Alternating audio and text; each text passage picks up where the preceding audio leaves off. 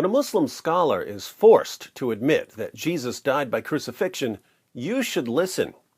For nearly 14 centuries, the vast majority of Muslims have denied Jesus' death on the cross. The most popular view has always been some version of substitution theory, the claim that Allah miraculously disguised someone else to make him look like Jesus, and that this other person was crucified in Jesus' place. There are three main problems with the standard Islamic narrative. One, scholars, actual historians, regard Jesus' death by crucifixion as an indisputable fact of history. Two, the Quran affirms the inspiration, preservation, and authority of the Christian scriptures, and the Christian scriptures are quite clear that Jesus died by crucifixion. Three, the Islamic view portrays Allah as a cosmic trickster who deceives people about his prophets. Allah tricked people into believing that Jesus died.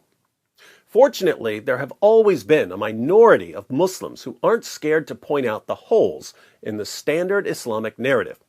Take Sheikh Imran Hussein.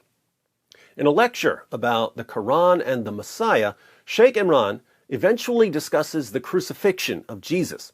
He begins by saying that Jesus only appeared to die, which sounds like the standard Islamic narrative. When they saw him die on the cross, they were convinced he could not have been the Messiah.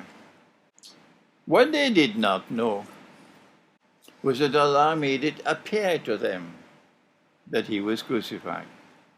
But then he clarifies what it really means to be crucified and what it really means to die.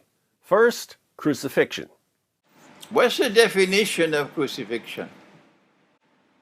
It is that you should die by hanging on the cross.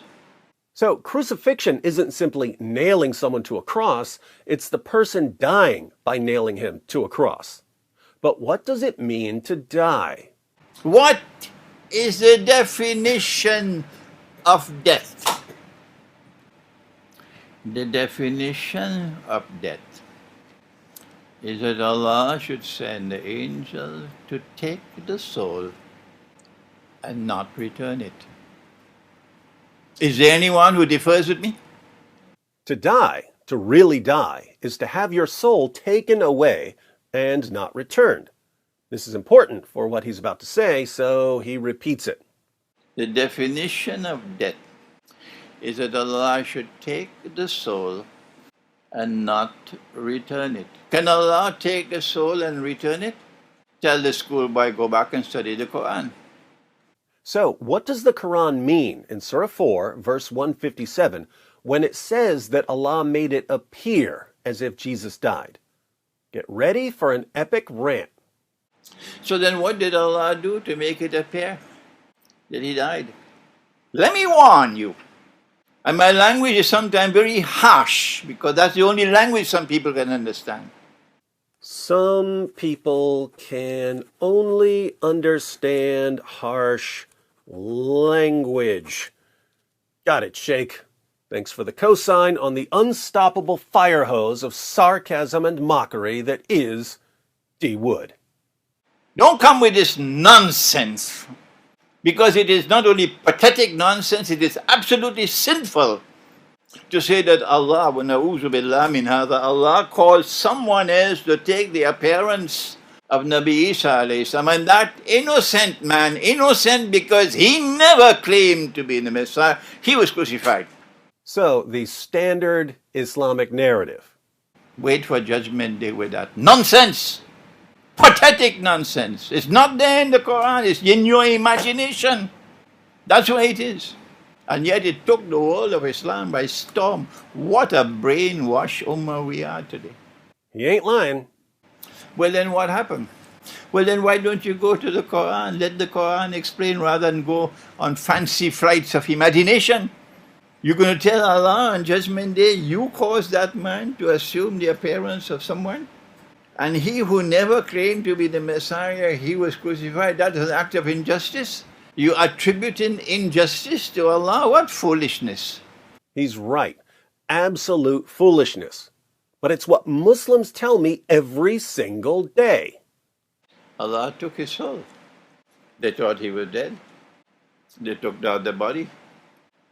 They put the body in the cave. They sealed the cave.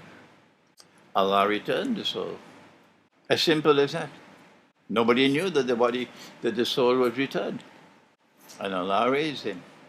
So, while Jesus was on the cross, Allah took his soul, meaning that he was dead in the biological sense.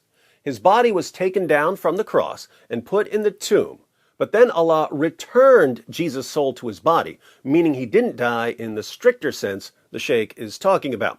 He wasn't dead in the sense of Allah taking away the soul and not returning it. Allah did return his soul, so Jesus rose from biological death. But since so many Muslims have been indoctrinated with substitution theory, how about another warning, Sheikh? But let me warn you one more time. If you stick with this theory of substitution, you are going to be in a pathetic state on Judgment Day. Let me warn you one more time. This is a simple explanation from the Quran. And so, he did not die. Jesus didn't die in the sense that Sheikh Imran is talking about. He died in the normal sense of the word died. He was crucified in the normal sense of the word crucified. But given more specific meanings of these terms, Jesus wasn't killed and wasn't crucified. Now, it may sound as if Sheikh Imran is just playing word games here, but think about the point he's making, because he may be right about what the Quran is claiming. The Quran says nothing about Allah disguising someone else and making him look like Jesus. The Quran simply says they didn't kill him and didn't crucify him.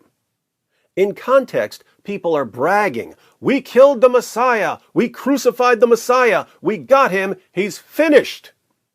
And Allah's response is, "No, you didn't, and no, he isn't."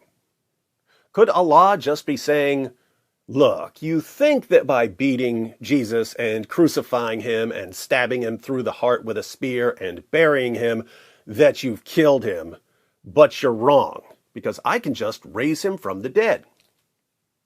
Couldn't Allah simply be telling people that the enemies of Jesus didn't accomplish what they were trying to accomplish?